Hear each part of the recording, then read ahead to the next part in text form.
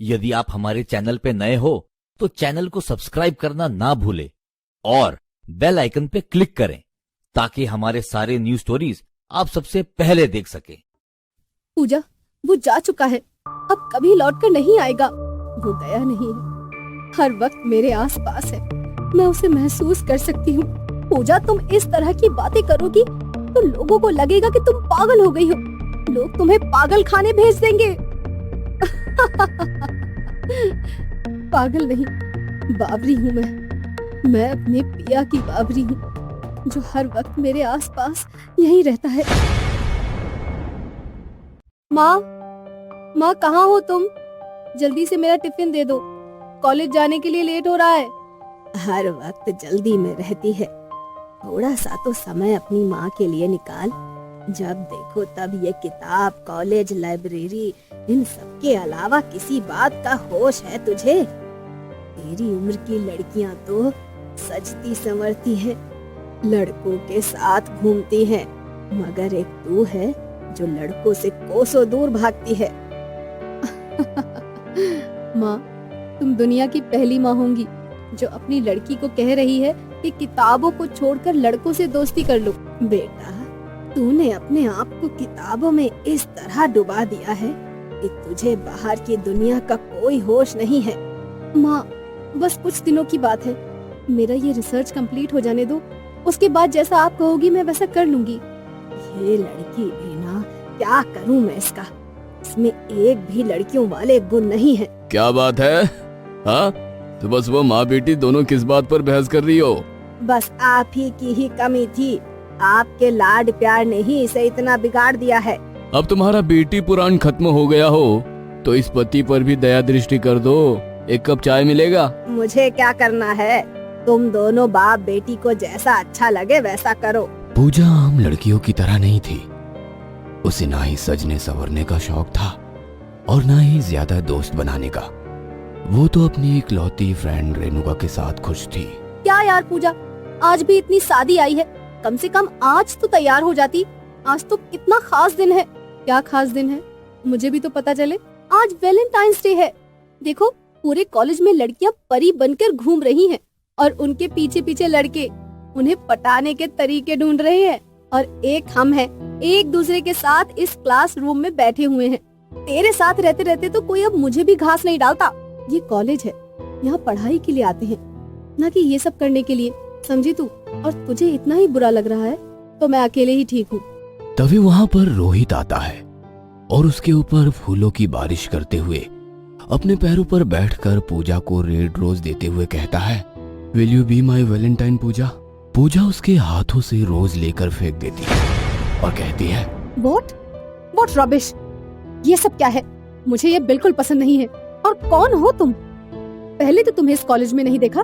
देखिए, मेरी हरकत से अगर आपको हर्ट हुआ तो I am sorry. My name is Rohit Khanna. अभी मेरे पापा का ट्रांसफर पुणे में हुआ है और इसी कारण मैंने कॉलेज स्विच किया है। आज कॉलेज में मेरा पहला दिन है तो इस कॉलेज के कुछ सीनियर्स ने मुझे आपको रोज देने को कहा, बट आप बेफिक्र रहिए, आप जैसा सोच रही हैं वैसा कुछ भी नहीं है। रोहित ने जमीन पर गिरा हुआ अपना रोज उठाया और वहाँ से चला गया। हाय, कितना हैंडसम था ये। तेरी आंखें फूट गई हैं क्या, जो तू उसे ठीक से देख नहीं पाई? इतने हैंडसम लड़के को नाराज कर दिया तूने। काश उसने ये रोज तेरी जगह मुझे दिया होता, मेरा तो दिन बन जाता। उस दिन से पूजा अपनी क्लास में उस लड़की को हमेशा इग्नोर करती, मगर वो जब भी पूजा के सामने आता तो सॉरी बोलकर बात को खत्म करने की कोशिश करता, मगर पूजा उसे कुछ भी बोलने का मौका दिए बिना वहां से हट जाती। एक दिन पूजा कुछ नोट्स बना रही थी। अचानक उसे किसी बुक की जरूरत हुई तो वो उठकर लेने लगी।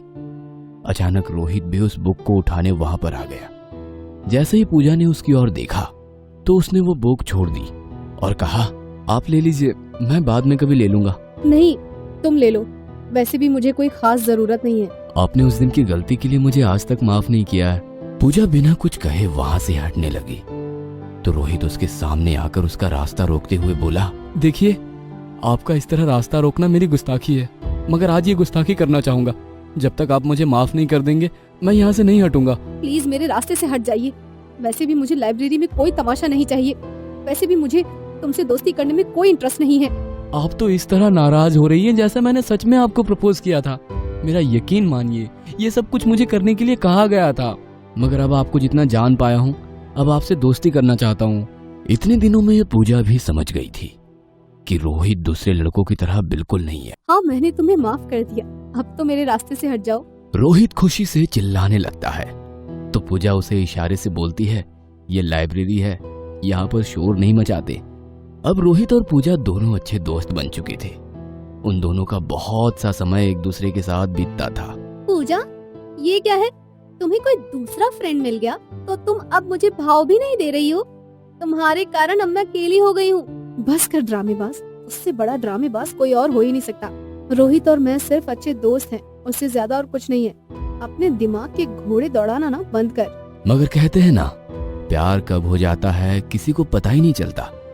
वैसे ही दोनों की दोस्ती पर कब प्यार का रंग हावी हो गया, दोनों ही इससे बेखबर थे।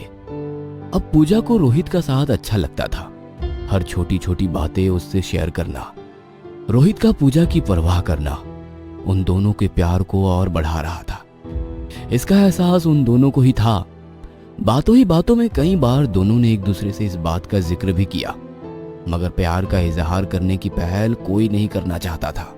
रोहित, मैं अच्छी तरह से जानती हूँ कि तुम और पूजा दोनों एक दूसरे से प्यार करते हो, मगर उस प्यार का इजहार क्यों नहीं कर देते? डरता हूँ यार, एक बार प्यार का इजहार करने पर उसे नाराज कर दिया था। अब मैं नहीं चाहता कि वो दोबारा मुझसे नाराज हो।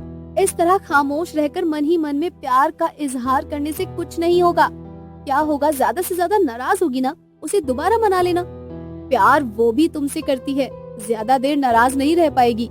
रेणुका के उस गाने पर रोहित ने अपने प्यार का इजहार कर दिया। पूजा भी उसे दिल ही दिल में चाहती थी, तो खामोशी से उसके प्यार को स्वीकृति दे दी। अब तो कॉलेज के बाद उन दोनों का प्यार और अधिक परवान चढ़ने लगा था। साथ जीने मरने की कस्में खाई थी दोनों ने। कॉलेज पूरा होने के बाद ही तुम्हारे मम्मी पापा से तुम्हारा हाथ मांग लूंगा और हमेशा के लिए तुम सिर्फ और सिर्फ मेरी हो जाओगी। मुझे छोड़कर कहीं मत जाना। पूजा सिर्फ तुम्हारी है और हमेशा तुम्हारी ही थी, चाहे इसका सबूत मुझे अपनी जान देकर ही क्यों ना देना पड़े। तभी रोहित उसके होठों को अपनी उंगली से बंद करते हुए बोला, आज की बात कभी मरने की बात मत करना। हम तुम तो साथ जिएंगे, कभी एक दूसरे से जुदा नहीं होंगे। जल्द ही कॉलेज के बाद रोहित की जॉब लग गई, तो दोनों के घर वालों ने धूमधाम से उन दोनों की सगाई भी करवा दी। शादी की तैयारियों के लिए रोहित मुंबई शॉपिंग करने गया था। उसने वहीं से अपनी पसंद का पूजा के लिए शादी का जोड़ा खरीदा। उसी की मैचिंग की अपनी शेरवानी भी बनवाई। पूजा को कॉल करके बताया तो पूजा बहुत खुश हो गई। उसने वहां से पूजा के लिए ढेर सारी शॉपिंग की थी। रोहित, तुम मेरे लिए इतना सारा सामान मत खरीदो, मुझे कुछ नहीं चाहिए। तुम्हें तो पता है मुझे इन सब चीजों का जरा भी शौक नहीं है। अरे कैसी बातें करती हो, माना तुम बहुत खूबसूरत हो, मगर मेरी पसंद की ये चीजें तुम्हारी खूबसूरती में चार चांद लगा देंगे। आखिर मैं भी तो चाहता हूँ कि अपनी पत्नी के लिए महंगे महंगे तोहफे खरीद कर दूं उसे। अगर मुझे कुछ देना चाहते हो तो हमारी पहली मुलाकात की तरह मुझ पर फूलों की बारिश और एक लाल गुलाब दे देना। वही तुम्हारी तरफ से सबसे कीमती गिफ्ट होगा मेरे लिए। बस इतनी सी बात। जैसे ही तुम्हारे पास आऊंगा सबसे पहले रेड रोज लेकर तुमसे मिलूंगा, ओके? मगर होने को तो कुछ और ही मंजूर था। जिस फ्लाइट से रोहित वापस अपने शहर आने वाला था, उस फ्लाइट का एक्सीडेंट हो गया। फ्लाइट में सवार कोई भी शख्स जिंदा नहीं बचा। जब पूजा को यह खबर लगी तो उसकी तो जैसे पूरी जिंदगी ही उजड़ सी गई। उसने रो रो कर खुद का बुरा हाल कर दिया था। उसकी माँ ने जैसे तैसे समझाकर उसे उसके कमरे में सुलाया, मगर आधी रात के वक्त उसके कमरे का माहौल बदल गया। उसे अचानक ठंड महसूस होने लगी। जैसे ही वो ब्लैंकेट ओढ़ने के लिए उठी, सामने रोहित खड़ा था। पूजा उसके गले लग गई और बोली, मुझे पूरा यकीन था कि तुम मुझे छोड़कर कहीं नहीं जा सकते। सही पहचाना तुमने, मैं तुम्हें छोड़कर कहीं नहीं गया, बस यहीं तुम्हारी यादों में बसा हूँ। ये लो तुम्हारे लिए रेड रोज। फूल देते हुए उसने उसके ऊपर फूलों की बारिश कर दी। फूलों की बारिश को महसूस करने के लिए जैसे ही पूजा ने अपनी आंखें बंद की, रोहित वहां से जा चुका था। आंखें खोलने पर सामने रोहित नहीं था, तो पूजा पूरे घर में उसे ढूंढ रही थी। उसके माँ बाप ने उसकी यह हालत देखकर डॉक्टर को बुलाया। डॉक्टर उसकी बातों को उसका वहम समझकर उसे नींद के इंजेक्शन दे दिए। मगर अब हर दिन रोहित उससे इसी तरह मिलने आता। धीरे धीरे पूजा को एहसास हो गया कि रोहित इस दुनिया से जा चुका है, मगर इस दुनिया और इस दुनिया के बीच उसका प्यार फूल बनकर दोनों के मिलन का साक्षी है।